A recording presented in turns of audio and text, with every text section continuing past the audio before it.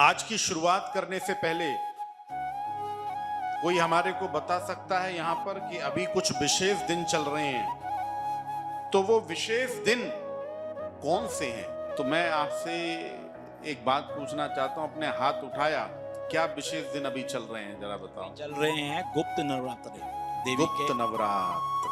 महादेवी के जो चंडी के गुप्त नवरात्र चल रहे हैं। देखो, आपको एक बात बता देता हूं, जिस चीज में गुप्त शब्द का इस्तेमाल होता है, समझ लो ये बहुत ताकतवर चीज है। एक बात जान लो,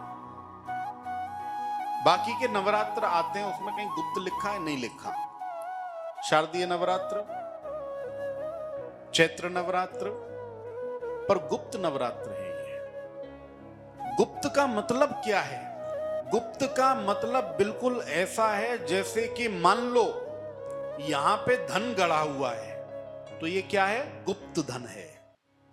अब ये किसको मिलेगा? जिसके भाग्य में गुप्त धन लिखा हुआ है।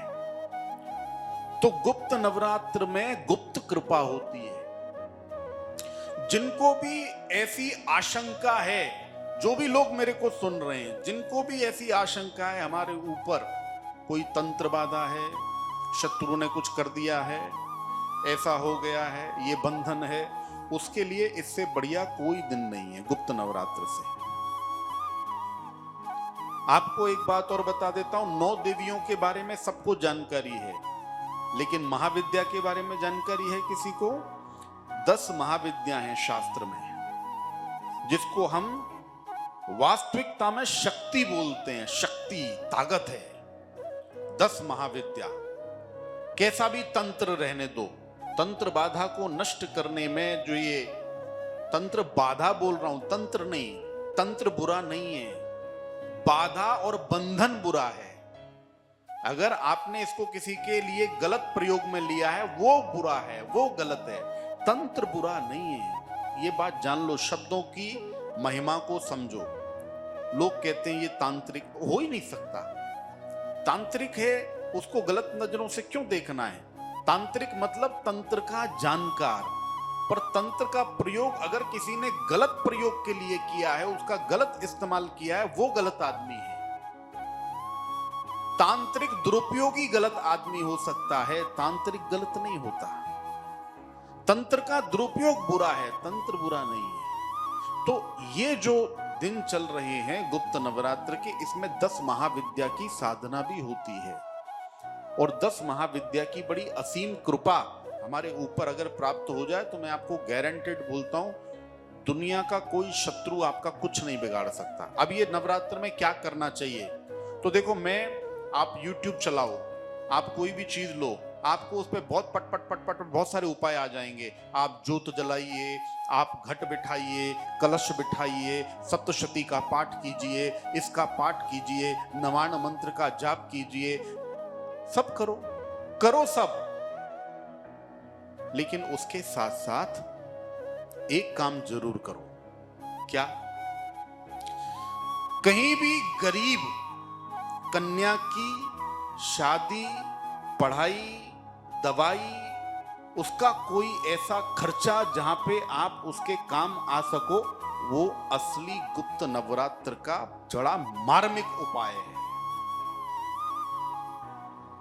दूसरी बात, इस वीडियो को जितने भी लोग देखेंगे जो यहां बैठे हुए हैं, उनसे मेरी एक ही प्रार्थना है, आपके घर की गृह लक्ष्मी, मतलब आपकी पत्नी, आपकी मां, आपकी बेटी, इन पर अगर आपकी तरफ से कोई अत्याचार, हिंसाचार अगर हो रहा है, या आपके कहीं किसी पहचान में ऐसा हो रहा है, उसको तुरंत बंद करो और करवाइए। और करने के लिए उनसे प्रार्थना कीजिए, क्योंकि जोर जबरदस्ती करेंगे तो झगड़े होंगे। ये सही मायने में गुप्त नवरात्र है। और मातृशक्ति को जागृत करो। मातृशक्ति जागृत करने का मतलब, जो भी आप काम करते हैं उसमें आप अपनी माता का आशीर्वाद ले लो, पत्नी का साथ ले लो, और बेटी का भाग्य ले लो, बस। और फिर देखो गुप्त नवरात्र की ताकत क्या होती है। बाकी चीजें सब करो आप, जितने भी आप काम करते हो ना, सब कीजिए साहब, सब करो। घट बिठाइए, जरूरी है। अखंड ज्योत लगाइए, जरूरी है। अब आपको दो चीजें ऐसी बता देता हूं जो गुप्त नवरात्र में गुप्त रूप से कर दो। गुप्त का मतलब पता है क्या? कैसे? चलो कोई बताओ, गुप्त का मतलब कैसे, कैसे करोगे?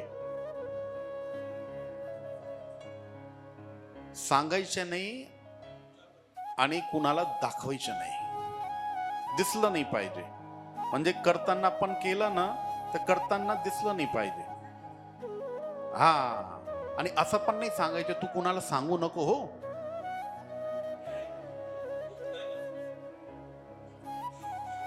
सवय हा जास्त लागलेली आहे आता.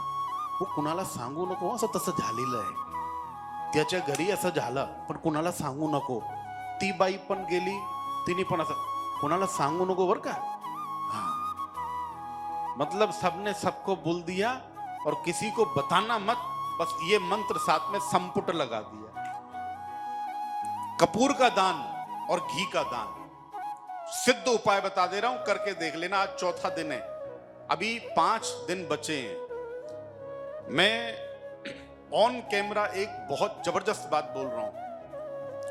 कपूर और घी का दान जो व्यक्ति गुप्त नवरात्र में गुप्त तरीके से कर देगा, गारंटेड बोल रहा हूं, ज्यादा नहीं, 3 महीने के अंदर अंदर, 3 महीने के भीतर भीतर कहीं ना कहीं से पैसे का रास्ता बन जाएगा. 100% तुमचा रस्ता मोकळा होणार, 100%.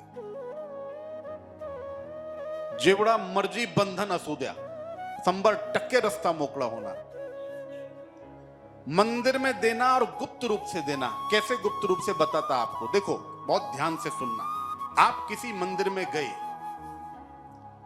अब वहां पे मान लो कोई व्यक्ति बैठा हुआ है, बैठ जाओ, इंतजार करो उसके उठने का और चुपचाप ये जो घी और कपूर दे दो.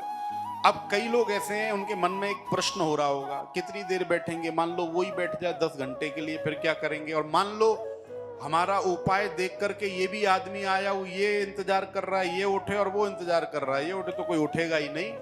पता लगे घर के ही लोग आएंगे ढूंढने के लिए, गए कहां, तो क्या करना?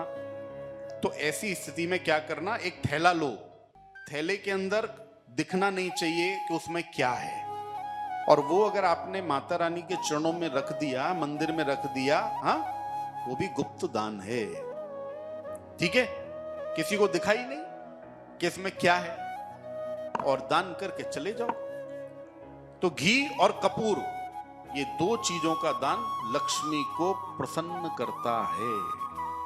तो ये 2 प्रकार के दान जो है गुप्त नवरात्र में गुप्त रूप से कर दीजिए, बस निकल पड़ेगी.